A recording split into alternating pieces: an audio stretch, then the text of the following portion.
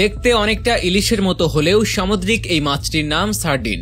আর এই সুযোগকে কাজে লাগিয়ে সার্ডিনকে ইলিশ হিসেবে বিক্রি করছে একদল অসাধু ব্যবসায়ী।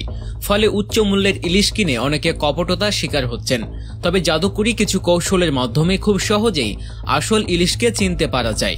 আমাদের আজকের এই আয়োজনে এই ব্যাপারটি নিয়ে বিস্তারিত আলোচনা করা হবে, তাই ভিডিওটি শেষ পর্যন্ত দেখতে থাকুন।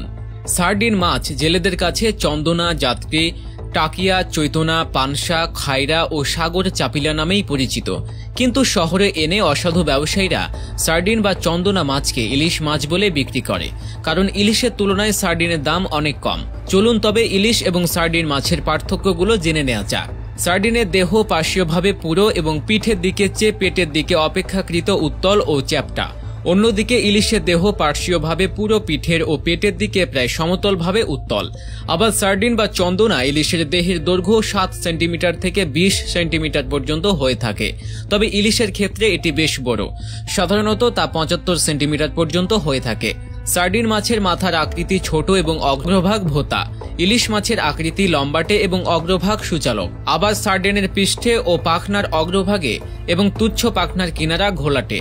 ইলিশের পৃষ্ঠে ও পাখনার অগ্রভাগে এবং উচ্চ পাখনার কিনারা অনেকটা সাদাটে। সার্ডিনের চোখের আকৃতি তুলনামূলকভাবে বড়, তবে আসল ইলিশের চোখের আকৃতি তুলনামূলকভাবে ছোট। আবার সার্ডিনের পার্শ্ব রেখা বরাবর এক সারিতে আঁইশের সংখ্যা 40 থেকে 48টি। ইলিশের ক্ষেত্রে সংখ্যাটি আরও বেশি হয়ে থাকে। সার্ডিন আর ইলিশের পার্থক্য ধরতে পারলেও অনেকে আবার টাটকা ইলিশ চিনতেই পারেন না। মৎস্য বিশেষজ্ঞরা টাটকা ইলিশ মাছ চেনার বিভিন্ন উপায় জানিয়েছেন। তাদের মতে নদীর মাছের আলাদা রূপ থাকে, বিশেষত পদ্মা ও মেঘনার ইলিশ একটু বেশি উজ্জ্বল হয়ে থাকে। সাগর থেকে আসা ইলিশের থেকে স্বাদ ও আকার সবকিছুতে পরিবর্তন লক্ষ্য করা যায়।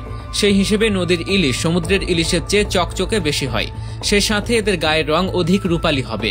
সাগরের ইলিশ তুলনামূলকভাবে কম উজ্জ্বল হয়। বলা হয় ইলিশের গায়ের রং যত বেশি উজ্জ্বল হবে মাছ তত বেশি সুস্বাদু হবে, সেই সাথে এদের টাটকা হওয়ার সম্ভাবনাও বেশি থাকবে। ইলিশ মাছ টাটকা কিনা বুঝতে হলে নিজের হাত দিয়ে ধরে দেখার কোনো বিকল্প হতেই পারে না। যদি মাছ হাতে নেয়ার পর মনে হয় এটি তুলনামূলকভাবে শক্ত, তাহলে বুঝে নিতে হবে মাছটি তাজা।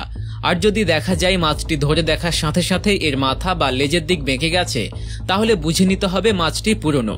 আরও বেশ কিছু বিষয় খেয়াল রাখলে আপনি ধরতে পারবেন কোনটি টাটকা এবং কোনটি আগের ইলিশ মাছ।